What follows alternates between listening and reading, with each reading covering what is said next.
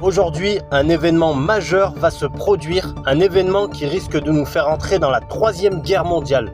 Écoutez ce reportage. L'Iran prévient l'ONU de représailles du Hezbollah suite aux récents assassinats par Israël. Des attaques simultanées venant du Liban, de Syrie et d'Irak sont redoutées. Les USA sont en alerte tandis que l'Europe est focus sur Paris 2024. L'Iran n'exclut aucune cible, qu'elle soit militaire ou civile. Le ministre iranien de la Défense demande aux citoyens de ne pas prendre de photos ou de vidéos des équipements militaires sur les routes, compte tenu de la situation sensible. Par ailleurs, le guide suprême d'Iran vient d'épingler ce tweet sur son compte Twitter. Le régime sioniste est fichu. Les USA appellent leurs citoyens à quitter Israël, le Liban et Jérusalem le plus vite possible. Du côté des alliés de l'Iran, Kim Jong-un, le leader suprême de la Corée du Nord, a menacé Israël et déclare « Nous serons toujours aux côtés de l'Iran et répondrons résolument à toute menace contre notre allié iranien. Nous mettons en garde les mercenaires de l'impérialisme mondial, à savoir Israël, de ne pas commettre d'erreur. » La Russie soutient l'Iran dans son conflit avec Israël et les USA. Un avion spécifiquement chargé d'armes a atterri à Téhéran plus tôt dans la journée. Poutine démontre sa capacité à fournir ses alliés malgré la guerre en Ukraine et le besoin massif en armes. Du côté irakien, 250 000 soldats seraient en marche en direction de la Syrie. Et oui les amis, hier la Syrie a reçu des frappes préventives de la part d'Israël. À mon avis, ces 250 000 soldats vont ensuite se diriger vers le Liban pour unir leurs forces avec le Hezbollah. Autre information décisive, le Koweït déclare qu'il ne permettra jamais que son territoire ou son espace aérien soit utilisé comme rampe de lancement pour des attaques militaires contre un pays frère comme l'Iran. Du côté des alliés d'Israël, le sénateur américain Lindsey Graham présente une résolution commune pour autoriser l'utilisation des forces armées américaines contre la République islamique d'Iran. La réaction des États-Unis a été directe et pour cause, le porte-avions USS Theodore Roosevelt est désormais positionné dans le détroit d'Ormuz au large de l'Iran. Le secrétaire de la défense américaine Lloyd Austin a ordonné le déploiement de croiseurs et de destroyers supplémentaires au Moyen-Orient. Par ailleurs, le porte-avions USS Abraham Lincoln arrivera bientôt sur zone. Le Pentagone a également pris des mesures pour améliorer sa préparation au déploiement d'une défense terrestre supplémentaire contre les missiles balistiques. Il a également ordonné le déploiement d'avions de chasse supplémentaires dans le secteur. D'après les chaînes d'information israéliennes, l'armée de l'air américaine a fait atterrir un Northrop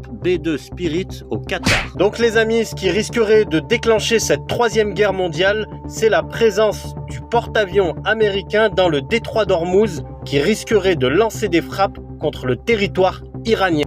Affaire à suivre de très près. N'hésitez pas à liker, à commenter et à partager.